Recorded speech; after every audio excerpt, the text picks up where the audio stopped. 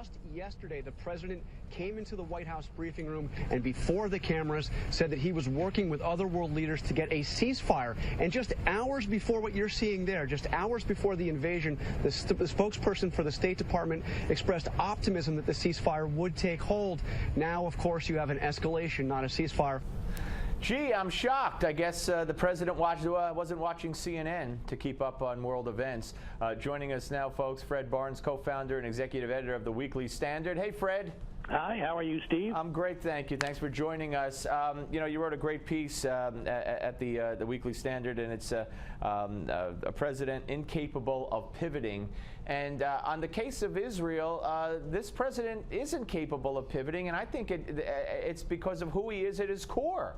He's never, in my view, he's never liked Israel. He has very little use for Israel, and they're always going to be the bad guy. Indeed, and from the time he was inaugurated as president, Israel has been the bad guy to his administration. And whenever there are any negotiations, who is pressed to make concessions? Never the Palestinians, only the Israelis. And there's only so much that the Israelis can give up and still have an independent country.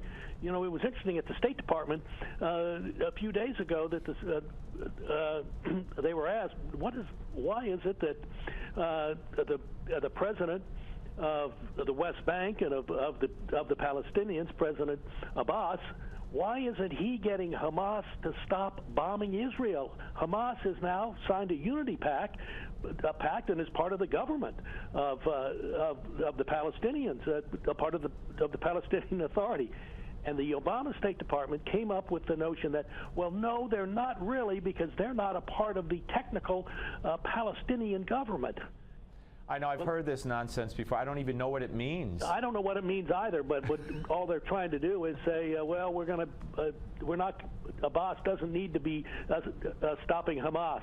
And that's why that's their excuse for continuing to fund and support this government, this unity government, because somehow they say Hamas is separate. I don't understand. Unity has a meaning in the dictionary, does it not?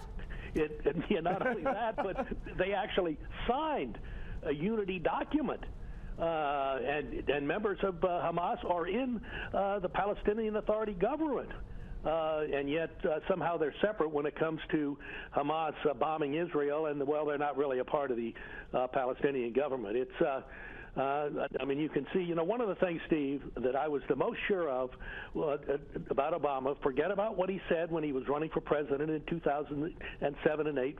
Forget what he said about how he was a supporter of Israel and so on.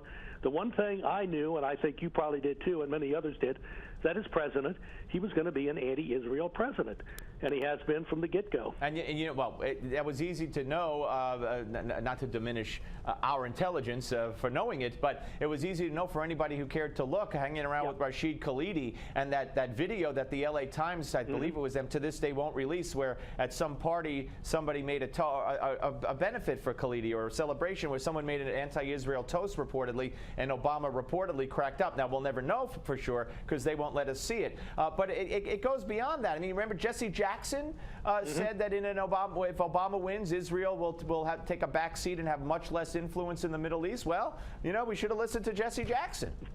He was right. No, he was absolutely right. But in your piece, you go on and you talk about, you know, covering presidents. You've covered so many presidents, and how this is just really unprecedented in this man's, you know, inability to give, to compromise, not only on this issue, but on almost anything. Yeah, no, he once he has some idea in his mind, and of course he thinks he's right, well, he's going to stick with it no matter what happens. I mean, take the economy. The economy has not done well. Even last month, when supposedly it was a great month because 228,000 jobs were created. In fact, all but about 18,000 of those were part-time jobs, and meanwhile about 500,000 people left the economy altogether. But Obama says, began in the beginning by saying we have to build more roads and bridges, and that will spur the economy. Well, we have built some roads and bridges, and he wants to build more, but they've never worked for spurring the economy. What we obviously need is more investment in the economy. That's what creates jobs and new businesses and startups and so on. Well, he's not for that because somebody might make some money He sticks with things even though they're demonstrably wrong because he thinks he's right, and we all suffer. And issue after issue, when he makes his speeches, he goes around and he talks about issues that the polls show America is they're uninterested in, they don't want, they don't favor, and he speaks to a. And we all suffer. And issue after issue, when he makes his speeches, he goes around and he talks about the grass is blue, and if you don't believe me, something's wrong with you. Indeed, and now he's saying he, as we all know, is for increasing the minimum wage. We know he's for extending unemployment insurance for as long as you want to keep it. And now he's decided, and these are things he wants, so they have become a panacea. First they were going to help poor people. Now these are the tools for building and strengthening the middle class.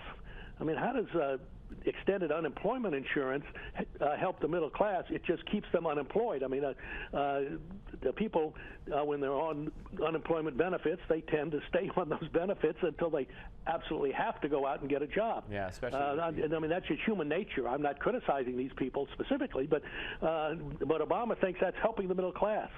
Well, that's nonsense. Yeah, no, you're absolutely. But he doesn't change. You're absolutely right. Let's take it back just for a second here to Israel and this moral equivalence.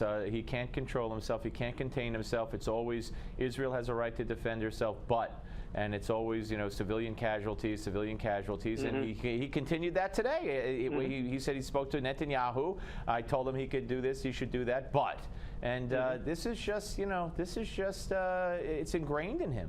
And yet he'll still go to meetings of largely pro-Israel groups and tick off a bunch of things and say how pro-Israel he is. Now, rhetorically, he is.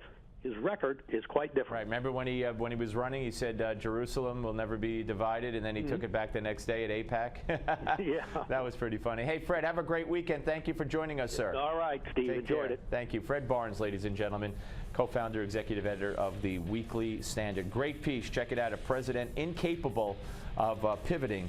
And I believe that's going to be in the weekend edition, the magazine, because it's dated July 21st.